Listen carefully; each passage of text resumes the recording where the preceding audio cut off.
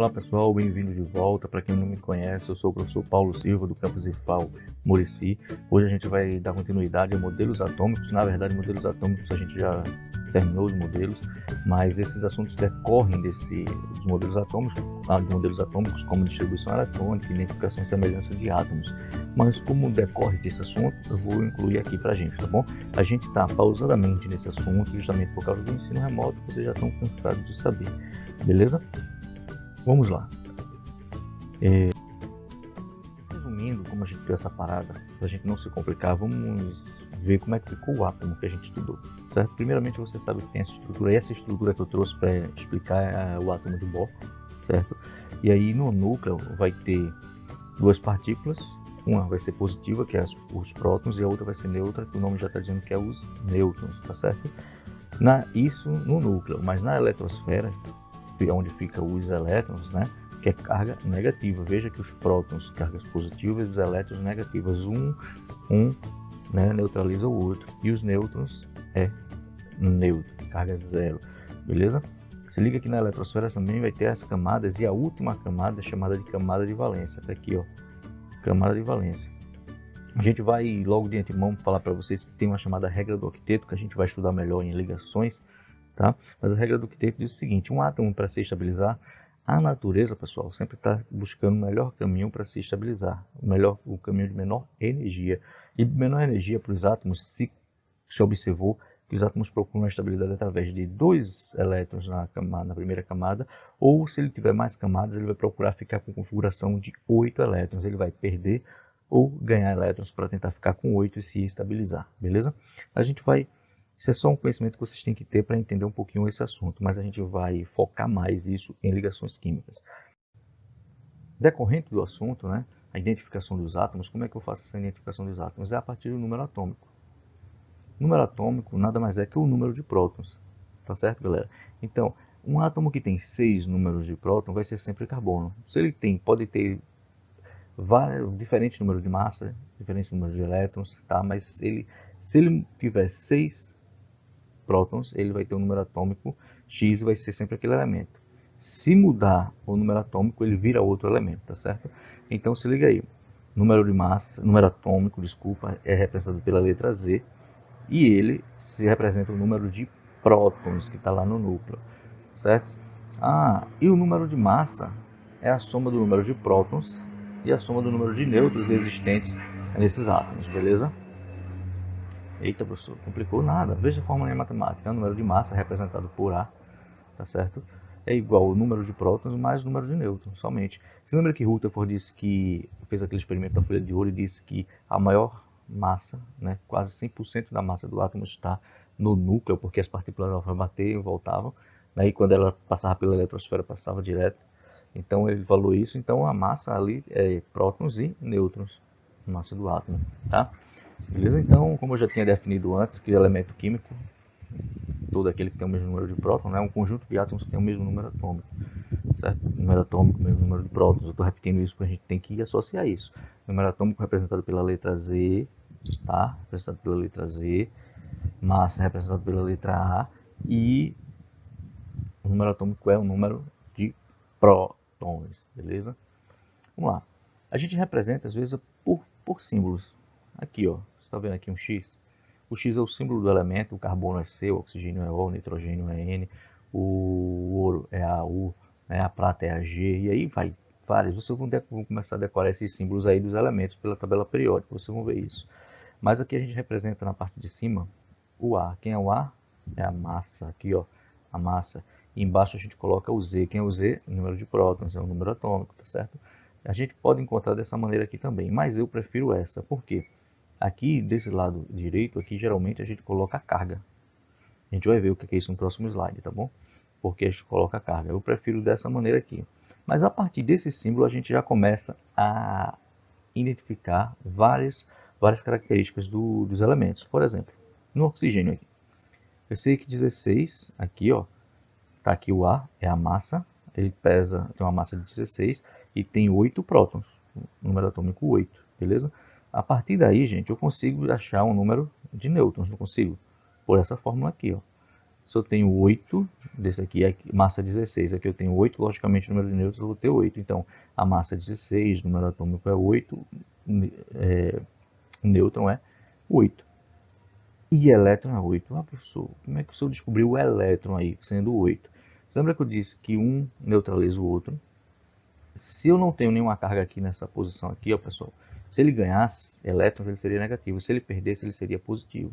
Não tenho carga nenhuma, então o mesmo número de cargas positivas é o mesmo número de cargas negativas. E quem é a carga negativa? Elétrons. Então eu tenho também 8 elétrons, beleza? Mesma coisa acontece com o cálcio. Veja o cálcio aí, ó, o que é que está acontecendo. O cálcio ele tem massa de 40, está aqui em cima, a massa sempre vai ser em cima.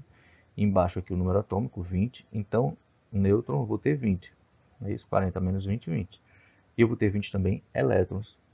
Por quê? Porque ele está neutro, não tem nenhuma carga aqui. Ah, professor, fala de carga, tudo nada, estou ficando curioso. Então, pessoal, quando o elemento ganha ou perde elétrons, a gente chama ele de íons, porque ele vai ter cargas. Tanto quando ele ganhar elétrons, tá? Vai ter carga negativa, quanto ele perder elétrons, vai ter a carga positiva, certo?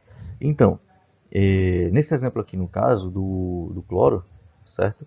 Veja que ele tem uma carga de 0, ele está ganhando um elétron, e quando ele ganha um elétron, ele fica com a carga negativa, ele fica com o átomo fica maior, porque ganhou mais partículas, né?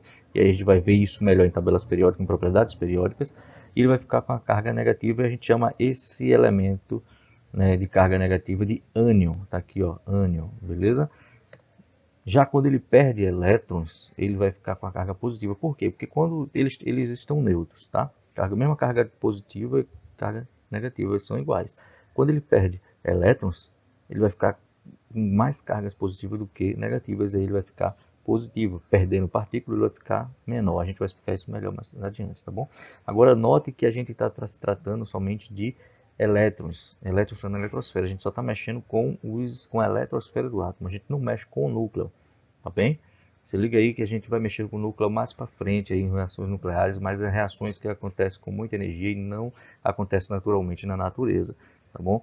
Somente essas que envolvem os elétrons, compartilhamento ou transferência de elétrons, beleza? Então vamos seguir aqui nosso exemplo com o oxigênio. Certo? A gente viu o oxigênio lá neutro, agora você veja que ele tem uma carga negativa de menos 2, significa que ele ganhou 2 elétrons. Eu tenho duas cargas negativas maiores do que as cargas positivas, ou seja, se antes eu tinha massa 16, carga positiva de 8, né, 8 prótons e 8 nêutrons, agora se eu tinha 8 também elétrons, mas eu ganhei 2 elétrons, então eu tenho 10 elétrons. Se você fizer que eu tenho 10 elétrons carga negativa menos 8 cargas positivas, eu vou ficar com uma carga de menos 2 nesse átomo. Eu represento aqui, ó, tá bom? Beleza? Se sobressai uma carga de menos 2 e ele passa a ser negativo e, consequentemente, chamado de ânion. Tá? Nesse caso do cálcio aqui, ele tem a carga de 2 mais, tanto pode botar mais 2 ou 2 mais, tá, pessoal? Isso que a informação que está nos passando aqui, ele perdeu 2 elétrons, certo? Então, esse cátion, que agora vai cargas positivas, íons de cargas positivas se chama de cátion, como eu expliquei aqui, né? Ele continua com a massa de 20, continua com o próton que está no núcleo também de 20, eu não mexo, você lembra que eu não mexo, os nêutrons que eu também não mexo está no núcleo também de 20, mas eu mudei o número de elétrons, eu perdi 2 elétrons, antes estava neutro, né? Eu perdi 2 elétrons, então eu fiquei com mais cargas positivas do que negativas, então eu fiquei com a carga de 2 mais, tá? Ó, tem elementos que preferem doar 3 com a carga de mais 3. Tem outros elementos que preferem ganhar 3 com a carga de menos 3. Isso varia muito do elemento, da família, do quanto ele precisa para chegar a 8 elétrons na camada de valência, para se estabilizar, que eu falei lá da regra do octeto, lembra? Tranquilo?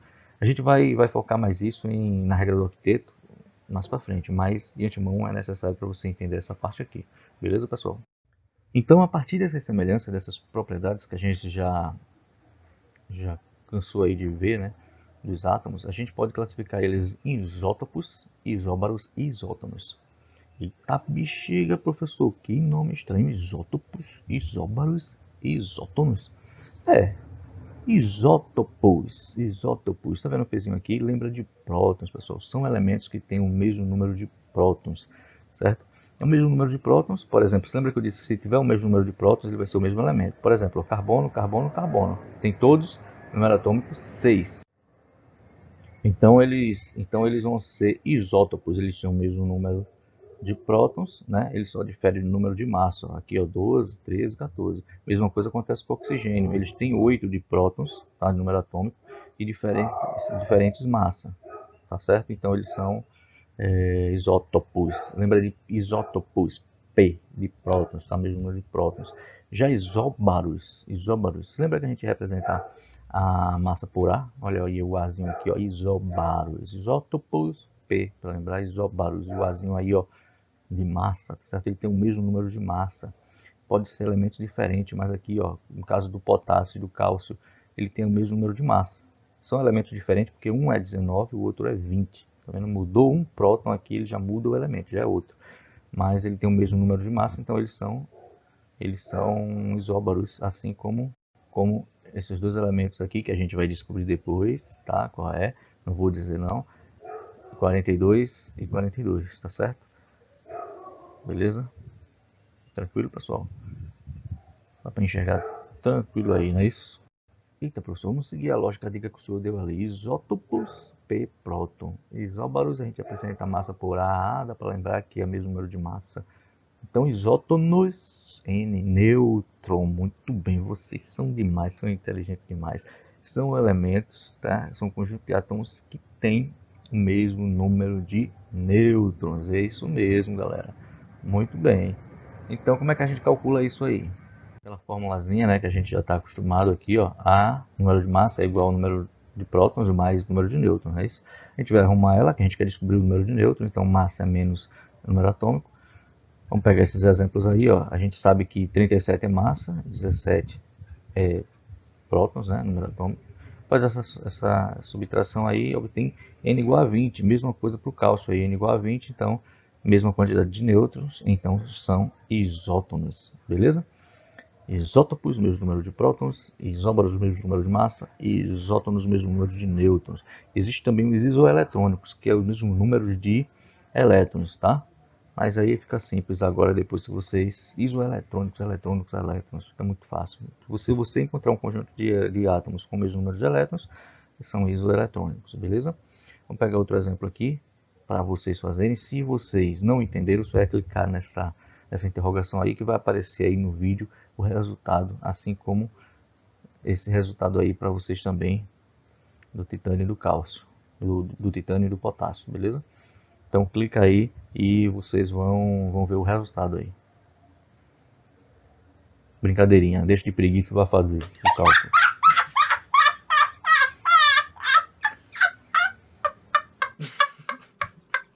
Bem, pessoal, para a gente finalizar, um exercício bem rápido, a gente vai fazer a junção do assunto anterior, que é a distribuição eletrônica, juntamente com o que a gente viu hoje, tá? E durante as nossas aulas, né, o passar do tempo aqui, eu vou disponibilizar também uns exercícios para vocês irem fazendo em relação a isótopos, isóbaros e isótonos, tá? E aí a gente vai tirando as dúvidas. Se vocês quiserem, eu gravo algumas aulas aqui resolvendo alguns exercícios da lista, que eu vou passar para vocês em breve.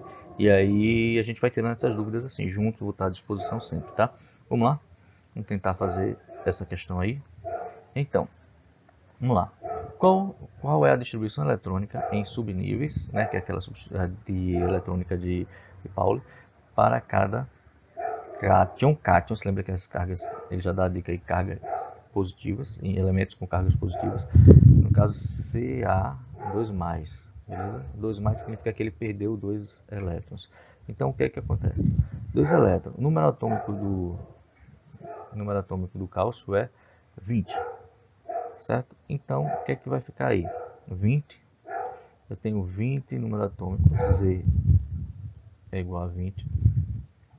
Só que ele perdeu 2 elétrons. Ele tem a carga, né, positiva lá, significa que ele perdeu 2 elétrons. Então, de elétron, que é o que eu tenho que distribuir elétron, ele vai ter somente 18. A gente até viu aqui nos exemplos anteriores, né? Então, eu tenho que fazer a distribuição eletrônica de Pauli baseado nesses 18 aqui, elétrons. Então, o que é que vai ficar? S2, 2S2. Se você não viu ainda, não está entendendo essa distribuição, volta lá na aula passada e revisa lá tudo, tá? Relembra tudo. 2p6, olha que eu já tenho aqui em cima os elétrons, né? Já tenho 2, 4, 10 elétrons. Então o próximo aqui, ó, é 3s2, tá? 3p8, tá certo? Não, né? 3p6. Orbital P só cabe 6 elétrons, então se liga aí. Então, ó, vamos contar aqui os elétrons, tá? Pra gente ver aqui, ó, 2 mais 2, 4, mais 6, 10, mais 2, 12, mais 6, 18. A gente tem 18, então acabou a distribuição. Note que eu falei da regra do octeto, ó. Ele perdeu os 2 elétrons para ficar com 8 na camada de valência. A camada de valência é essa aqui, ó, a última camada. Camada 3. A camada 3 tem 8 elétrons, que é 2 mais 6. A regra do octeto de 8. Beleza, galera? Então, qual seria a letra aí? Né? Ficaria na letra C, tá bom? Letra C de casa. Tranquilo? Fácil, juntei os dois. Próximos exemplos, né, que a gente vai fazer pela lista de exercícios, como eu já falei, vai ser através de questões abordando todos os assuntos que a gente viu até agora e justamente com isótopos, isóbaros e isótonos para a gente fixar melhor, beleza? Com isso, um resumo de todos os modelos atômicos que a gente estudou até agora, certo? E a gente finaliza até que enfim modelos atômicos, né? De vez mesmo. A gente vai partir para a tabela periódica, propriedades periódicas. E é isso, pessoal. Mais uma vez eu estou à disposição para gerar dúvidas aí pelo Zap ou fazer alguns vídeos também, caso seja necessário, eu explicando e resolvendo exercícios, tá? Mas é isso aí, espero que vocês tenham entendido, tenham gostado do assunto até aqui e até a próxima aula, beleza?